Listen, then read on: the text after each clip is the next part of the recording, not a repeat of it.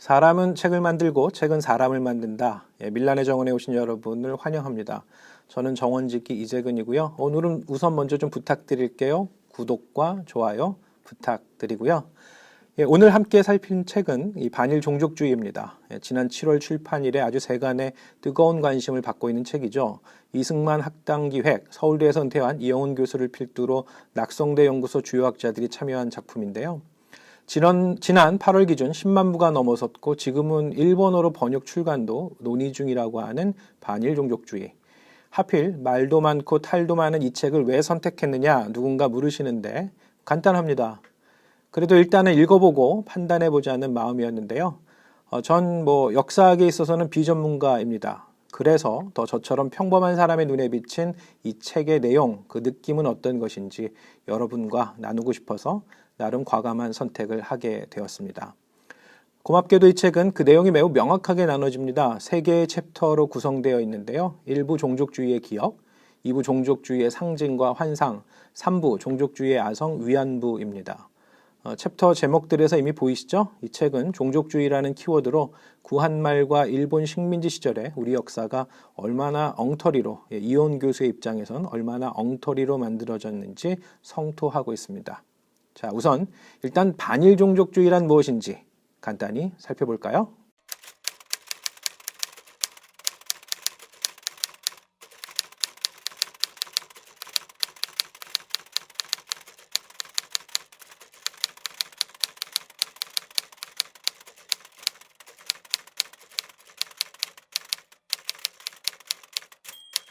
일단 이영훈 교수는 한국 사회, 아니 한국 사람들이 전 세계적으로 손꼽히는 거짓말장이라 전제합니다.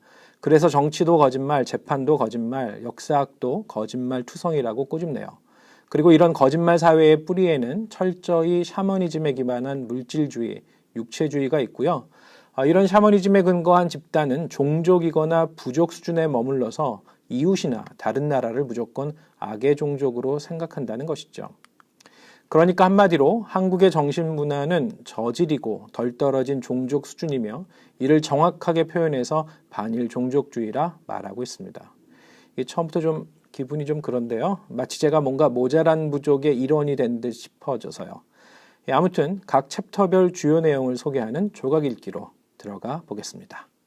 첫 번째 조각, 종족주의의 기억. 첫 번째 장 종족주의의 기억은 한마디로 일제를 서술한 우리나라의 역사 기록은 온통 거짓 기억에 불과하다는 것입니다. 이영훈 교수는 특히나 조정래 소설 아리랑에 등장하는 대량 학살, 경찰의 즉격 총살 이야기는 환상에 불과하다고 말하고요. 덧붙여 식량 수탈, 강제 노동, 군대의 강제 동원은 없었다고 주장합니다. 이 중에서 식량 수탈 부분을 함께 살펴보겠는데요.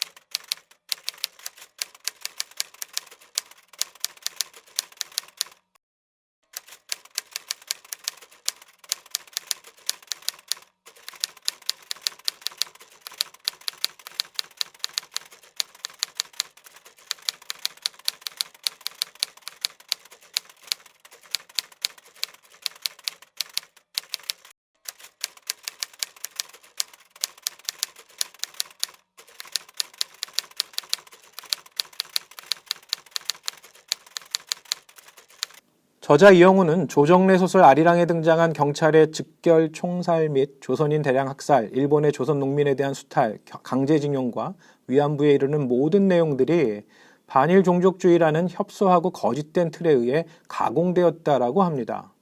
다양한 수치와 통계를 나름 근거로 제시하면서요.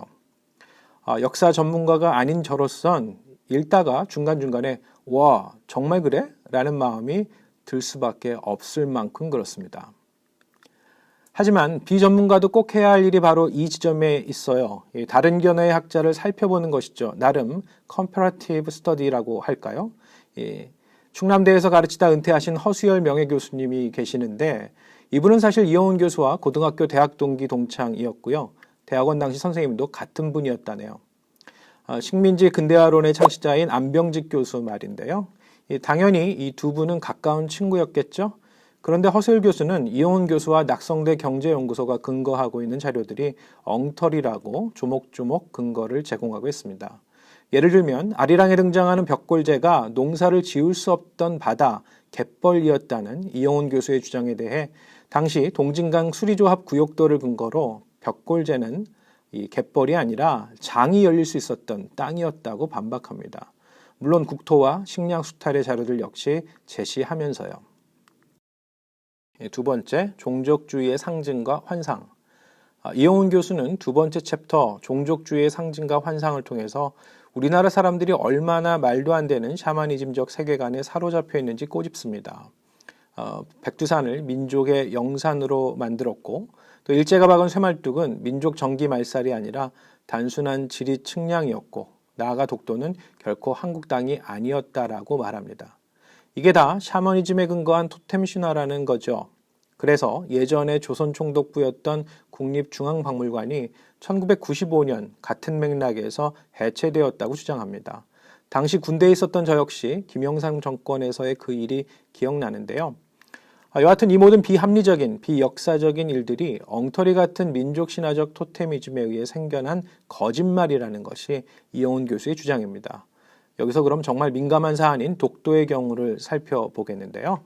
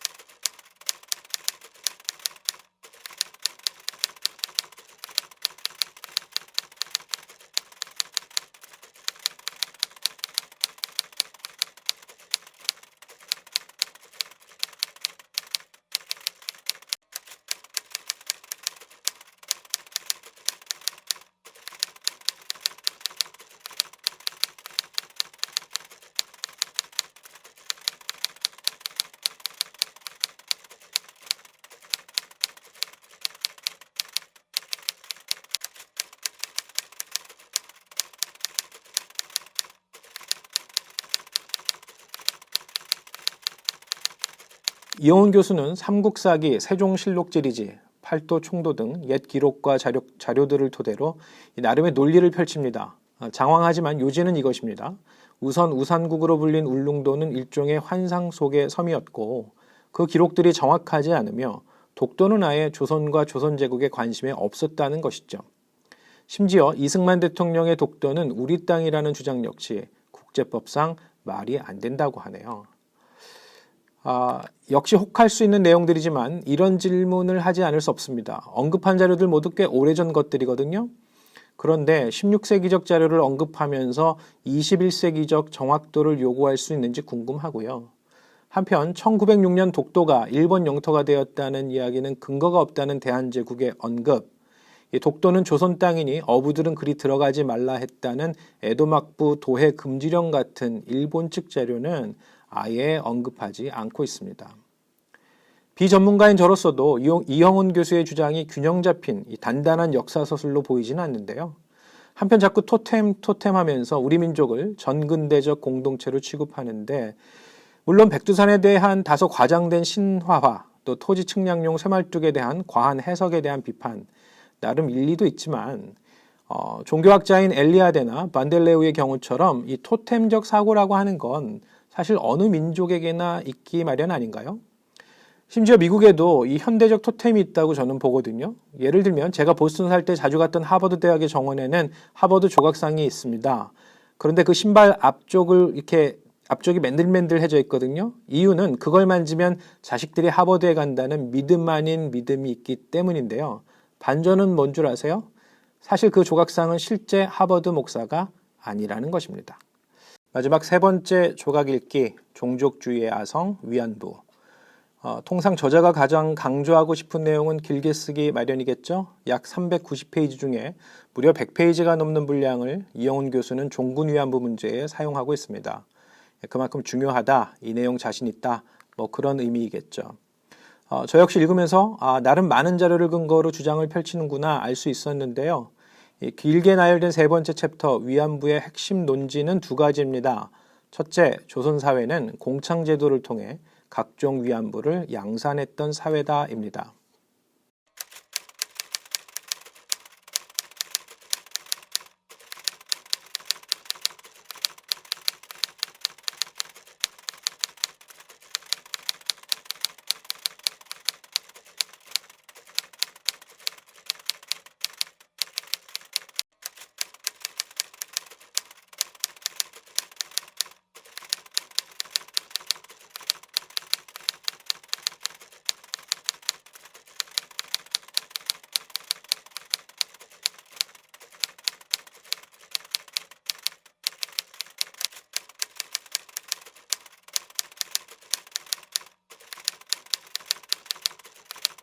그러니까 위안부는 일본에 의해 생겨난 게 아니라 원래 조선사회의 삶의 형태였다는 것이죠. 다음 두 번째 논지는요. 위안부는 강제징용도 아니고 그에 대한 대우 역시 좋았기에 여인들은 자발적으로 나섰다. 심지어 가부장적 사회인 조선을 벗어나 자아실현의 기회였다는 것입니다.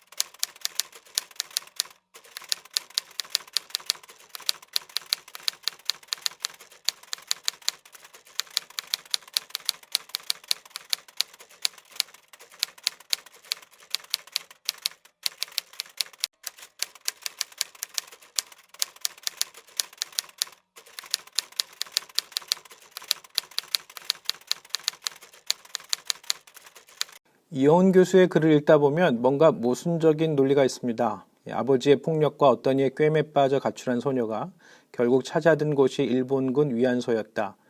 그래서 잘못은 아버지에게만 있고 일본군 위안소는 잘못이 없다. 폭력 탈출, 자아 실현을 위해 조선은 어린 소녀들을 공창으로 내몰았다. 여기에 더해 공창제의 연속성상에 있는 일본군 위안부는 그 모집, 관리, 대우 등에 있어서 매우 인간적이고 정상적이었다라고 말합니다. 자기들이 원해서 돈벌이로 나선 길이니 별다른 불평은 할 게 아니다라는 게지요. 정말 이 대목에서는 뭐라고 말해야 할지 이영훈 교수가 가장 많이 공을 들인 만큼 저 역시 가장 의구심을 갖게 되는데요. 제 포인트는 이것입니다. 이영훈 교수의 이 역사서술엔 피해자와 가해자의 증언이 없다는 겁니다. 나름 수치와 통계 자료는 있죠. 그런데 위안부를 직접 경험한 이들의 증언, 역사 기록에 매우 중요한 생존에 있는 희생자들의 증언이 다뤄지지 않았다는 겁니다. 위안부 희생자들의 증언에 등장하는 성병주사, 당시 피임기구인 사쿠, 자궁적출과 도망자에 대한 인두질 등 말로 표현하기 힘든 인권 유린이 비일비재했다는 점을 이영훈은 전혀 언급하지 않습니다. 그리고 실제 위안부를 경험한 일본군 출신의 고백도 많은데요. 예를 들어 일본의 유명 만화가인 미츠키 시게루의 경우 이 6인이 위안소를 경험했고요. 이를 만화를 통해 고백했습니다. 그에 따르면 조선비로 불리는 조선인 위안부의 경우 하루 80명의 일본군을 상대해야 했고 군인에게 전쟁이 지옥이듯 그 여인들에겐 그 같은 상황이 지옥이었다라고 말합니다. 읽고 생각하다 보니 어떻게 말로 표현하기 힘든 감정이 이 가슴을 치워오는데요. 저자 이영훈은 위안부야말로 반일 종족주의의 아성이라고 하네요. 반일 종족주의를 마치면서 함께 생각할 거리를 정리해보는 Think Twice입니다. 저는 이 책을 관통하면서 계속해서 마음속에 떠올리게 된 두 단어가 있는데요. 희생자, 이 빅팀과 화해입니다. 기본적으로 이 책은 역사를 다룸에 있어서 가장 중요하게 여겨야 할 희생자와 그들의 증언이 없습니다. 아울러 그럼 이 아픈 역사에서 어떻게 화해를 도출할 것인가에 대한 내용도 없고요. 희생자에 대한 직접 사죄와 그들로부터의 용서가 없는데 어떻게 앞으로 나아갈 수 있을까요? 이와 관련해서 저는 좀 중요한 신학적 개념을 하나 말씀드리고 싶은데요. 바로 속죄, 리뎀션입니다. 미국 내에서 활동하고 계시는 재미 신학자 중에 앤드류 성박이라는 교수님이 쓴 The Wounded Heart of God이라는 책이 있습니다.